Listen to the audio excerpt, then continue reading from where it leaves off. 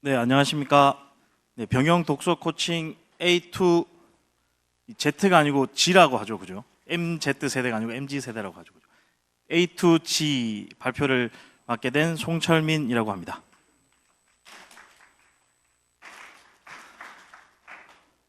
네, 저는 그 군생활을 한 10년 정도, 10여 년 정도 군생활을 했었습니다. 그래서 군생활 10여 년 정도 군생활을 하고 군생활을 할 때는 해군에 있었습니다. 그래서 해군에서 이제 여러분들께서 아실 만한 그 여명작전에도 참석을 했었고, 그리고 해군에서 군생활을 하다가 지금은 방첩사령부라고 이름이 변경이 되었을 건데, 이제 기무사령부로 이제 가서 기무사령부에서 이제 전역을 했습니다. 그래서 지금은 민간인 신분이고요. 그래서 제가 군생활을 한 경험이 있다 보니까 이렇게 여러분들께 뭐 군에 대해서 좀 안내를 해드리고, 그리고 여러분들께서 군에서 강의를 하시는 와중에 좀 당황할 만한 그런 사안에 대해서 미리 좀 설명을 드릴 수 있는 기회가 된 것 같습니다.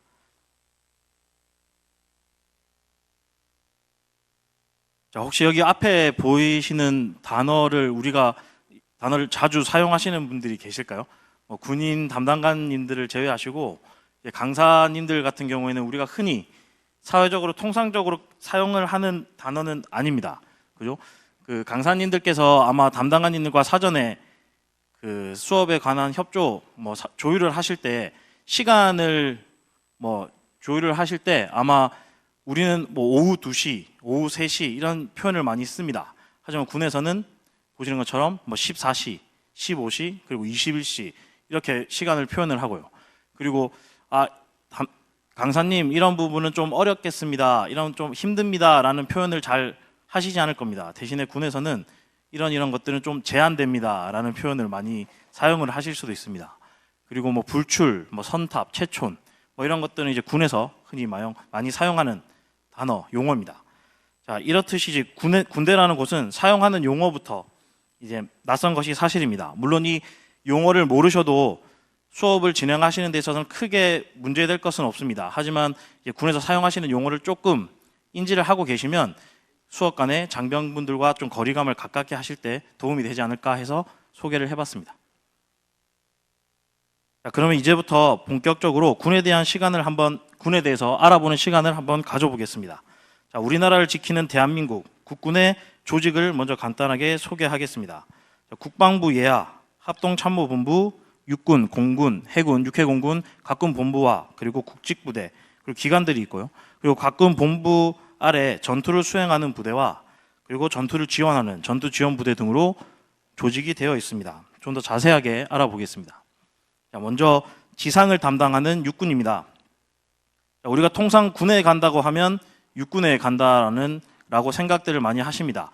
해군, 공군 같은 경우는 지원제로 되어 있기 때문에 그런데, 자, 육군은 여기 보시는 것처럼 용인에 있는 지작사, 그리고 대구에 있는 이작사, 이 작전사급 부대 아래 사단, 그리고 사단 아래 군단, 그리고 군단 아래 사단, 사단 아래 여단, 여단 아래 대대, 이렇게 조직이 되어 있습니다.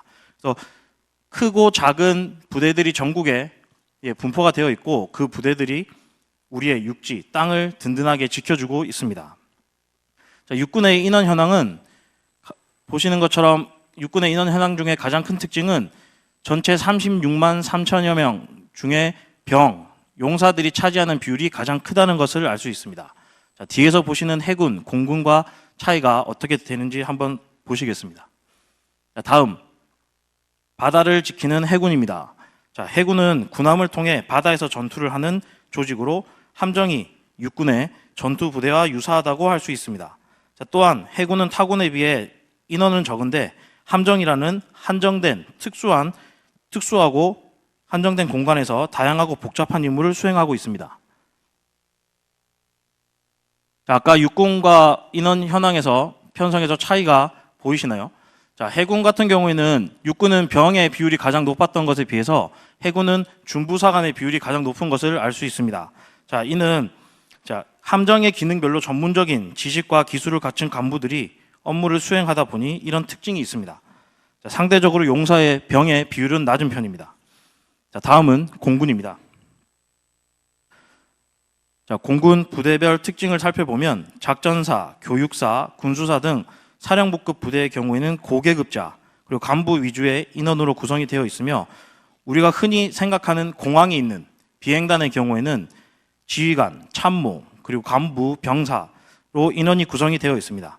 자, 여기서 한 가지 특이한 것이 저희 제일 보이시는 격오지 부대입니다. 자, 공군은 공중에 대한 탐지 그리고 방어의 임무도 담당을 하고 있기 때문에 우리가 산 꼭대기에 있는 아주 작은 소규모 부대가 있습니다. 그래서 그 소규모 격오지 부대 같은 경우에는 간부와 병사가 6대 4의 비율로 구성이 되어 있습니다. 공군의 인원 현황은 약 7만여 명 중에 병사가 3만 3천여 명으로 47%, 중부사관은 2만 2천여 명으로 32%를 차지하고 있습니다. 지금까지 육해공군 그리고 인원 편성에 대해서 간략하게 알아보았습니다. 자, 군대의 가장 큰 특징이라고 하면 어떤 것을 생각할 수 있을까요? 네, 그렇죠. 맞습니다. 계급이 있다는 것입니다. 그래서 계급에 따른 수직적 구조, 이것이 어떻게 보면 군의 가장 큰 특징이 될 수 있습니다. 자, 군대는 계급에 따라서 하는 역할과 그리고 책임이 다르고 그리고 지휘 체계가 분명한 집단입니다. 여러분들께서 이제 군에 가셔서 수업을 진행하셔야 되기 때문에 적어도 군의 계급에 대한 이해는 어느 정도 있어야 될 것 같아서 이 내용을 준비해 보았습니다. 자, 군 조직의 인원은 장교, 부사관, 병, 군무원 이렇게 구성이 되어 있습니다. 세부적으로 알아보면 먼저 장교입니다. 자, 장교는 부사관과 병을 아울러서 지휘하는 계급으로 위관급 이상의 계급에 해당하는 간부입니다. 개인별 이제 소속에 따라서 육군, 해군, 공군, 해병대, 장교로 나뉘어지고 위관급, 영관급, 장성급 이렇게 분류를 할 수 있습니다. 장성이라고 하면 우리가 흔히 말하는 장군, 스타입니다. 스타. 그래서 계급장이 별 모양입니다. 그래서 이 계급장이 뜻하는 것은 스스로 빛을 내는 별처럼 완전한 존재를 상징을 하고 있습니다. 영관급의 경우 소령, 중령, 대령으로 나뉘게 되고 계급장의 모양은 대나무 잎을 포개어 놓은 형상을 하고 있습니다. 이 계급장이 의미하는 것은 사계절 늘 푸르는 굳건한 기상과 절개를 뜻한다고 합니다. 다음은 위관급 장교입니다. 여러분들께서 수업을 진행하시는 동안 만약 장교분들께서 수업에 참여하신다고 하면 대부분이 이제 위관급 장교일 가능성이 높습니다. 이 위관급 장교는 장교의 첫걸음마라고 이제 불리고 소위, 중위, 대위 이렇게 나누어집니다. 계급장은 다이아몬드 형상으로 국가 수호의 굳건한 의지를 나타내고 있습니다. 위관급 장교를 보시게 되면 준이라는 계급이 보이실 겁니다. 자, 소위라는 계급과 계급장 모양은 같은데 준이는 계급장이 색깔이 금색입니다. 자, 이 준사관, 이 준이라는 계급은 부사관과 장교 사이에 위치하는 독립된 계급입니다. 그래서 부사관의 최초의 부사관으로 인간을 해서 상사 이상의 계급이 되었을 때 일정한 시험이라든지 그런 것들을 거쳐서 이제 준사관으로 인간을 하게 됩니다. 그래서 부사관과 장교 공통된 특성을 모두 갖춘 독립된 계급이라고 생각해 주시면 됩니다. 다음 부사관입니다. 자, 부사관은 장교와 병사를 이어주는 역할을 하는 간부입니다. 하사, 중사, 상사, 원사 이렇게 나누어지고 병사와 달리 징병제가 아닌 모병제에 의해 선발로 이루어집니다. 자, 일반 사병에서 전문 하사로 부사관이 되는 경우도 있지만 대부분의 부사관들은 이제 부사관 과정에 의해서 하사로 인간을 해서 첫 근무를 하게 됩니다. 부사관 계급장은 굳건한 기초 위에서 성장하고 자라는 나뭇가지를 형성한 계급장 모양입니다. 이는 성장과 도약, 그리고 장교와 병 사이의 가교 역할, 더불어 군 전문가로의 화합, 승리, 투지를 상징하고 있습니다. 다음으로 강사님들께서 가장 많이 만나시게 될 병사, 병 계급입니다. 자, 병은 일반적으로 이제 국가의 부름에 의해서 징병제에 의해 훈련소에 입교를 하게 되면 일정 기간 훈련을 받게 되고 그 훈련소를 수료를 하게 되면 이등병이라는 계급장을 부여받게 됩니다. 그래서 자대에 배치가 됩니다. 처음에는 이등병 계급부터 시작을 하지만 일정 기간이 지나면 일병, 상병, 병장 순으로 진급이 이루어집니다.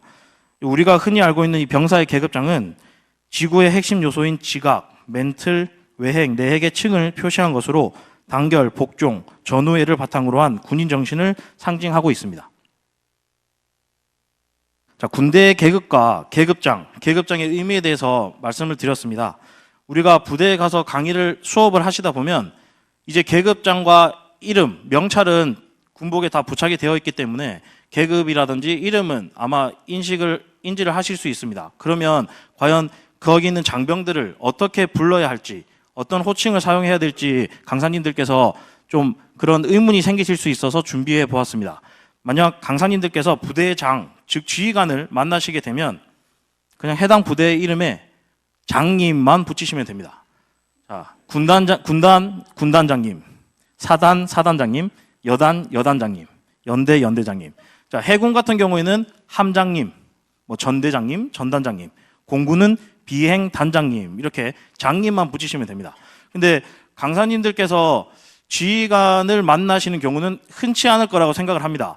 그래서 강사님들이 수업을 위한 사전 조율이라든지 수업 간에 만나시게 되는 분들은 거의 참모, 연락을 주고받으시는 분들은 참모님들이 많으실 거라고 생각이 되는데, 그럴 때 직책을 알고 계시면 직책, 인사참모님, 교육 담당관님 이렇게 불러주시면 되고, 직책을 잘 모르겠다 그러면 계급으로 불러주셔야 됩니다. 중령님, 소령님. 그리고 수업하는 과정에서 이제 아까 말씀드린 것처럼 명찰과 그리고 계급장이 다 보이기 때문에 그때는 이름과 계급을 같이 불러주시면 됩니다. 홍길동 중령님, 홍길동 상사님, 홍길동 상병님 이렇게 불러주시면 됩니다. 그런데 너무 당황한 나머지 계급을 봐도 무슨 계급인지 모르겠다. 네, 그럴 때는 병 계급장은 용사님 불러주시면 되고, 그리고 부사관과 장교분들은 그냥 간부님 하고 불러주시면 됩니다. 네, 너무 당황하지 마시고 용사님, 간부님 이렇게 불러주시면 되겠습니다. 자, 이렇게 군 구조에 대한 소개를 마치고 다음은 앞으로 우리가 진행해야 될 군이 어떻게 변화하고 있고 그리고 장병들이 어떻게 변화하고 있는지 그에 대한 이해를 돕기 위해서 이런 내용을 준비해 보았습니다.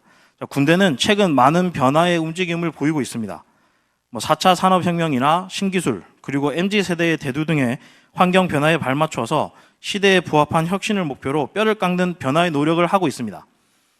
기존의 폐쇄적이고 그리고 기밀주의적인 그런 행태에서 벗어나서 개방적이고 민주적인 그런 변화를 모색하고 있습니다.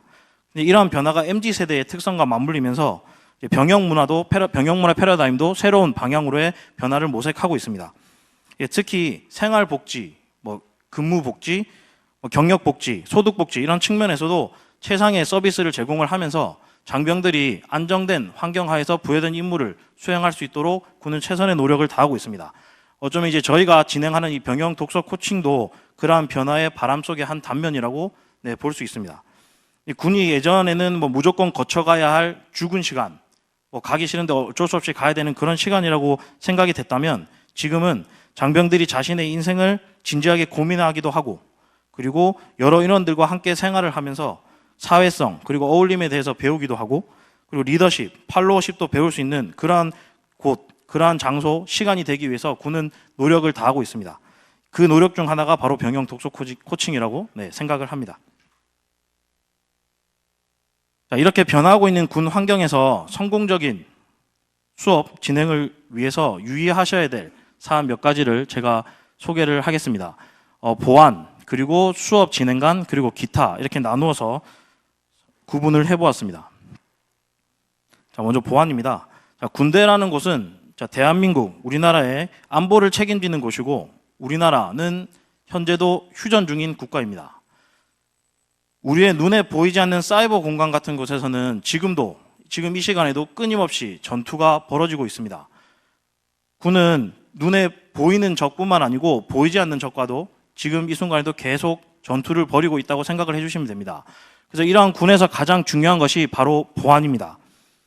내가 올린 사진 한 장, 그리고 내가 적은 한 문장의 글이 국가 보안이라는 안보라는 튼튼한 벽에 작은 흠집을 낼 수 있다는 사실을 꼭 명심을 해주시고 지금 이 내용을 들어주셨으면 좋겠습니다.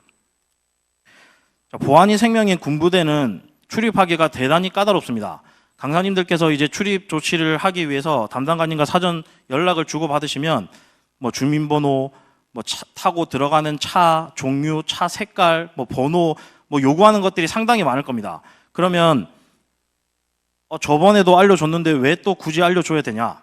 아니면 왜 들어갈 때마다 이걸 계속 당신에게 알려줘야 되냐 이런 불평이 생기실 수도 있습니다.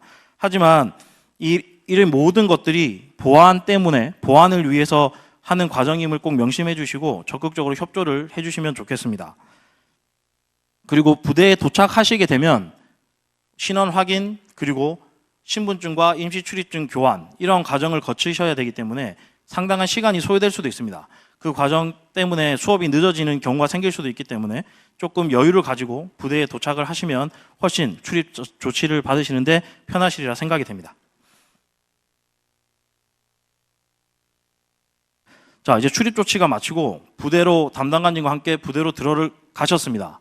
낯설고도 신기한 환경에 첫 발을 내딛게 되신 겁니다.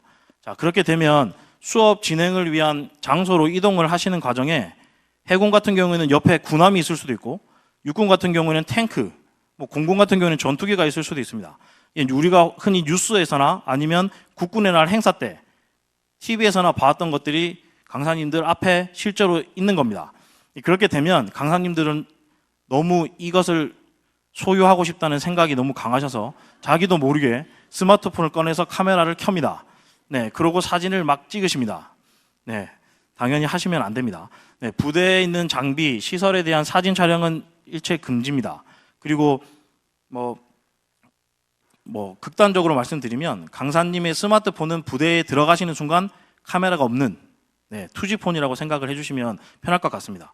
수업 활동하는 사진 모습이라든지 그런 것들의 촬영은 담당관님께 요청을 하시거나 아니면 입회한 간부님께 요청을 하시면 좋을 것 같습니다. 제가 보안에 대해 말씀을 드리면서 사이버 보안에 대한 언급을 아까 말씀을 드렸습니다. 사이버 공간에서 지금 이 순간에도 많은 전투가 벌어지고 있다. 네, 그래서 군은 군 내부에 있는 자료를 지키기 위해서 인가되지 않은 USB, 외장 하드와 같은 저장 매체에 연결을 금지하고 있습니다. 그리고 외부망에 있는 바이러스, 그리고 악성 코드 이런 것들이 군 내부망에 침투하는 것을 막기 위해서 외부 저장 매체의 군 내부망 연결은 철저히 금지되고 있습니다. 자, 이게 무슨 말이냐면 강사님들의 개인 노트북이나 USB, 그리고 외장 하드와 같은 저장 매체를 부대에 있는 전자기기에 임의로 연결하시면 절대 안 됩니다. 네, 이 부분은 꼭 명심을 해주셔야 합니다. 만약에 내가 수업을 위해서 필요한 팁이라든지 아니면 빔 프로젝트 이 정도는 괜찮지 않을까 하고 임의로 연결하실 수도 있는데 그것조차도 담당관님께 사전에 협조를 하시거나 그리고 담당관 입회 하에 진행을 해주셨으면 좋겠습니다. 그리고 노트북을 가지고 반입하시는 경우가 많을 텐데 노트북 같은 경우에는 사전에 담당관에게 노트북 시리얼 넘버나 아니면 제조사 이렇게 노트북 반입에 필요한 그런 정보사항들을 알려주시고 반입 절차에 따라주시면 감사하겠습니다. 부대에 들어가 보시면 군사보호구역, 군사제한구역, 군사통제구역이라는 표시를 보실 수 있습니다. 자, 말만 들어도 당연히 들어가면 안 되는 것 같은 그런 느낌이 듭니다. 우리가 영화에서 들어가면 안 되는 곳에 꼭 들어가면 죽죠. 그죠? 네, 마찬가지입니다. 자, 죽진 않겠지만 저 곳에는 꼭 들어가시면 안 됩니다. 네, 아까 제가 서두에 말씀드린 것처럼 군대가 폐쇄적인 분위기에서 개방적인 분위기로의 전환을 모색하고 있다라고 하지만 절대 이 구역은 개방을 시켜주지 않습니다. 그래서 여러분들께서 이 부분은 출입하셔도 안 되고 그리고 사진 촬영은 당연히 금지되는 구역입니다. 자, 수업이 모두 종료가 되면 병영 독서 코칭에 대한 수업에 너무 만족감을 느끼시고 그리고 이 군부대라는 환경에 들어왔다는 그런 기분이 너무 좋아서 아마 부대를 나가시자마자 본인 개인 SNS나 블로그에 글을 막 쓰시고 담당관 몰래 찍은 사진을 막 업로드하시는 그런 분들이 계실 수도 있습니다. 네, 부대 밖에서 하시는 행동이기 때문에 담당관도 어떻게 할 수가 없죠, 그죠? 하지만 아까 말씀드린 것처럼 그 글을 올리시고 사진을 올리실 때 적어도 부대와 관련된 정보 사항이나 장비, 시설 등이 노출되지 않도록 그런 부분은 각별한 좀 유의를 해주셨으면 좋겠습니다. 그리고 사진뿐만 아니고 강사님들께서 쓰시는 글도 역시 마찬가지입니다. 다음 이제 수업 진행간 유의사항입니다. 아까 그 성인지 전무 상담가님께서도 말씀을 하신 부분이 중복되는 부분이 있는데 수업에 참여를 하시게 되면 장병분들이 너무 나의 아들, 딸 같고, 그리고 동생 같고, 뭐 조카 같고, 그리고 군대, 저같이 이제 군대 경험이 있으신 분들은 후배 같다는 생각 때문에 아무 생각 없이 그냥 편하게 반말을 하실 수도 있습니다. 네. 그리고 뭐 반말을 사용하신다는 게 뭐 친숙함의 표현이기도 하고, 그리고 딱딱하게 경직된 분위기를 조금 편안하게 만들고자 그렇게 사용하실 수도 있는데, 저희는 강사인 만큼 좀 그런 반말을 사용하시지 마시고 존대어를 사용해 주셨으면 좋겠습니다. 그리고 아까 말씀드렸다시피 병사를 부르실 때는 용사라는 호칭을 사용해 주시면 좋습니다. 수업을 진행하실 때 본인 수업에 너무 심취한 나머지 강사님께서 막 정치적, 종교적 발언을, 개인적인 사견을 막 이야기하시는 경우가 있습니다. 자, 하지만 군은 정치적 중립을 지켜야 하는 집단입니다. 따라서 군인은 당연히 정치적 중립에 대한 의무가 있습니다. 그런 정치적 중립의 의무가 있는 장병들 앞에서 뭐 정부를 비판한다거나 정부의 정책을 비판하거나 아니면 정치와 관련된 그런 개인 사견을 이야기하시게 되면 굉장히 큰 무리야기가 발생할 수도 있습니다. 그리고 정치뿐만 아니라 종교적인 부분에 대해서도 뭐 특정 종교를 비판하거나 특정 종교를 옹호하거나 이런 발언은 삼가하셔야 합니다. 최근에는 정치, 종교에 대한 의견을 피력하시는 것에 대해서는 어느 정도 인지를 하고 계시기 때문에 그런 문제의 소지는 없는 것으로 알고 있는데, 최근에는 이제 혐오 표현, 그리고 뭐 장애인 차별, 인종 차별, 그리고 성차별 이런 용어의 아니면 단어의 사용에 각별한 유의가 요망되고 있습니다. 이 부분은 조금 전에 이제 앞선 시간에 전문 강사님께서 여기 계신 분들의 성인지 감수성을 충분히 끌어올려 주셨다고 생각을 하기 때문에 넘어가도록 하겠습니다. 제가 한 가지 사례를 설명을 드리겠습니다. 얼마 전에 있었던 사례인데, 이제 모 부대에서 탈북자 안보 강연간에 탈북 강사도 남성이었고 남자 강사님이었고, 그리고 강연을 듣기 위해 참석한 장병분들도 모두 남성 군인이었습니다. 강연이 다 끝나고 질의응답 시간에 한 장병이 이제 강사님께 질문을 합니다. 북한이 매우 보수적이라고 하던데 실제로도 그런가요? 라는 질문을 했을 때 이제 강사님께서는 그냥 농담 섞인 말로 여기 여성분 안 계시죠? 라고 말한 후에, 북한은 남성 우월주의인 국가이고 여성은 남자가 말하면 그대로 한다. 밥 차려오라고 하면 차려오고, 가라고 하면 가고, 오라고 하면 온다. 남자가 살기에는 최고의 낙원이다. 라고 농담 섞인 말로 대답을 해줬습니다. 그때 모든 장병들이 웃으면서 넘어갔다고 합니다. 네, 그런데 그 중에 강연에 참석했던 인원 중에 한 명이 그 탈북 강사의 성차별적인 그런 언행으로 상당한 불쾌감을 느꼈다고 민원을 제기했고, 그 강연을 주최한 협회에서는 자체 심의를 통해서 그 강사를 해촉했다고 합니다. 제가 이 사례에서 말씀드리고 싶은 건, 물론 저희는 농담이고 분위기를 띄우기 위해서 편하게 말씀을 하실 수도 있고, 그리고 장병분들도 웃어 넘기고 분위기 좋게 넘어가실 수도 있습니다. 하지만 그 중에 한 분이라도 강사님들께서 하신 말씀에 대해서, 언행에 대해서 문제 제기를 하면 저희는 빠져나갈 수가 없습니다. 일단 강사님으로서의 자격이 없다고 생각을 하시면 됩니다. 그래서 언행이나 이런 것들이 거기 수업을 하는 장병분들을 대상으로 한 언행이 아니더라도 남자들만 모여있는 곳에서 남성을 친화적으로 표현을 하셨더라도 그 부분에 대해서 성차별적인 언행에 대해서 문제 제기를 하실 수도 있습니다. 그래서 그런 부분을 꼭 유념하셔서 수업하실 때 참고를 해주시면 좋을 것 같습니다. 다음은 기타, 부수적으로 강사님들께서 유의하셔야 할 사안에 대해 말씀드리겠습니다. 자, 군부대는 전투에 대비하고 훈련하는 곳이다 보니 교육을 위한 여건이 불비할 수도 있습니다. 장병들이 모일 수 있는 장소가 불비하거나 장병들의 수업 준비 상태가 미흡할 수도 있습니다. 모든 경우의 수를 대비하시고 강사님들이 사전 준비 또는 체크가 필요한 이유입니다. 앰프 시설이라든지 그다음에 전자기기, 연결을 위한 젠더, 이런 것들이 부대에 잘 구비가 되어 있는지도 확인을 하시고, 만약에 구비가 되어 있지 않다고 하면 어떻게 수업을 진행하실지 담당관님과 충분히 사전에 협조가 진행이 되어야 합니다. 만일의 경우를 대비해서 강사님들께서 개인적으로 준비하시는 것도 좋은 방법이 되겠습니다. 군대에 있는 장병들은 각자 다른 가정 환경과 생활 방식 속에서 성장해서 군이란 곳에 모이게 됩니다. 자, 우리 강사님들께서는 장병 개개인의 사정과 마음을 헤아려 줄 수 있는 그런 수업을 진행해 주셨으면 좋겠습니다.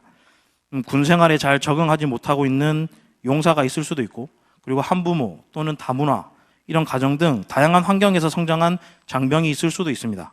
자, 그런 점들을 꼭 생각하시고 수업에 임해 주신다면 수업이 훨씬 더 좋은 수업이 되리라 생각을 합니다. 이 장병들을 너무 생각하시고, 그리고 장병들에게 내가 너희들을 이렇게 많이 생각하고 있다라는 걸 표현하고 싶으셔서 간식을 준비해 가시는 경우가 있습니다. 자, 그런데 돈을 들여서 노력을 들여서 장병들의 간식을 준비해 갔는데 부대에서 그 간식을 거부하는 경우가 생길 수가 있습니다. 식중독이라든지 여러 가지 이유로 불가하다고 부대에서 이야기를 할 수도 있는데, 그럴 때 너무 서운해하지 마시고 너무 당황해하지 않으셨으면 좋겠습니다. 기본적으로 군에 가지고 가실 수 있는 간식은 유통기한이 적혀 있거나 정규 포장이 되어 있는 음식물만 가지고 가실 수가 있습니다.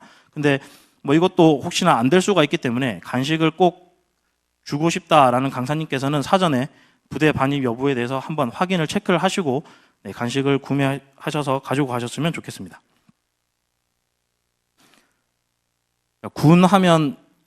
군에 가면 어디를 가고 싶냐라고 물어봤을 때 모든 분들이 얘기하시는 공통적인 장소, 바로 PX입니다. 네, PX. 저도 예전엔 갈 수 있는데 지금 잘 못 가고 있는데, 이 PX 여기 계신 강사님들 중에서도 PX에 판매하고 있는 제품들이 시중에 판매하고 있는 가격보다 좀 저렴하다는 것을 아시기 때문에 PX를 가보고 싶으실 겁니다. 강의 갔다가 수업했다가 끝나고 아니면 좀 일찍 가서 PX 한번 갈 수 있지 않을까라고 생각하실 수도 있습니다. 하지만 이 PX는 군 장병 그리고 장병의 가족을 위한 시설입니다. 저희 강사님들은 이용을 할 수 없는 것이 원칙입니다. 그래서 간혹 담당관님이나 수업을 입회하신 간부님들께 PX의 달팽이 크림 저렴하고 좋다던데, 다이아몬드 크림 있다고 하던데, 이렇게 이야기를 하신다거나, 아니면 장병들 음료수 사고 싶은데 같이 갈 수 있나, 이런 식으로 좀 은근히 돌려서 부탁을 하실 수도 있습니다. 네, 절대 그렇게 하시면 안 됩니다. 그것도 부대에 부담을 주는 행동이기 때문에 PX 이용은 그냥 없는 것으로, 쿠팡이라든지 이런 온라인을 이용하시는 것으로 해주시면 좋을 것 같습니다. 자, 그리고 마지막입니다. 자, 이제 수업이 끝난 후에 개별적으로 퇴영을 하시려고 그런 엄청난 용기를 가지시는 분이 계십니다. 내가 들어온 길 다시 거꾸로 가면 되지. 그리고 담당관님 힘드신데 그냥 나 조용히 나가야 되겠다 하고 담당관님의 말도 없이 수업이 끝나면 가방을 챙겨서 바로 나가십니다. 자, 이렇게 되면 혹시나 시간이 늦어지게 되면 부대 내는 조명이 거의 없습니다. 그럼 길을 잃을 수도 있고, 그리고 나가시는 입구를 찾기 위해서 헤매시다 보면 거동 수상자라는 딱지가 붙어서 흔히 말하는 5분 대기조나 부대를 발칵 뒤집어 놓으실 수도 있습니다. 그렇기 때문에 혹시나 시간이 조금 더 걸리시더라도 담당관님을 기다리셔야 되는 불편함이 있더라도 기다리셨다가 담당관님 아니면 부대 관계자와 함께 퇴영을 하셨으면 좋겠습니다. 자, 지금까지 병영 독서 코칭 수업을 진행하시는 강사님들께 군에 대한 이해 그리고 원하는 수업을 위한 유의사항에 대해 몇 가지 안내를 드렸습니다. 자, 요약해 보자면 병영 독서 코칭은 다양한 계층이 모여 있고 사회의 일반적인 조직이 아닌 조금 다른 군대라는 특수한 조직을 대상으로 진행하는 사업입니다. 훌륭한 강사님들께서 많은 준비와 열정으로 수업을 잘 진행해 나가시겠지만 군대라는 특수한 조직에서 지켜져야 할 것들, 그리고 장병, 개개인의 인권 존중을 위해 지켜져야 할 기본적인 것들이 지켜지지 않는다면 병영 독서 코칭 사업 전체에 악영향을 끼칠 수 있습니다. 나아가 한마디 더 말씀을 드리자면 저와 가장 가깝게 지내는, 저와 가장 사이가 좋은 한 모 간부가, 현역에 있는 간부가 제가 이 수업을 발표를 준비를 하고 있을 때 병영 독서 코칭에 대해 자신의 생각을 이렇게 이야기를 해준 게 있습니다. 군생활 20년 넘게 하면서 병영 독서 코칭과 같은 강의를 듣게 될 줄은 몰랐었고, 만약 조금만 빨리 강의를 들었다면 하는 아쉬움과 이제라도 듣게 되어 감사했다. 그리고 간부로서, 지휘관으로서 강의를 들은 후 개인적으로도 독서에 대한 중요성을 깨닫고 본인의 인생에 대해서도 깊은 생각과 함께 새로운 도전들을 하게 되는 계기를 맞았다. 용사들에게도 내가 배운 것과 느낀 것을 전달하며 독서를 권장하고 책 읽는 병영을 조성하여 건강한 조직을 만들 수 있었다. 나아가 MZ세대인 용사들과의 세대 격차를 줄이고 공감대를 형성해 소통하는 계기로 만들 수 있었다. 자, 어쩌면 이 간부의 말이 우리가 진행하는 이제 병영 독서 코칭 수업의 목표가 아닐까 생각을 합니다. 강사님 한 분 한 분이 군에 대한 애정과 그리고 열정으로 매 강의에 진심을 다하신다면 군장병 개인뿐 아니라 이들이 장차 사회 구성원이 될 이들이기에 대한민국의 미래도 밝아질 것이라고 생각을 합니다. 자, 여러 강사님들의 성공적인 수업을 응원하겠습니다. 감사합니다.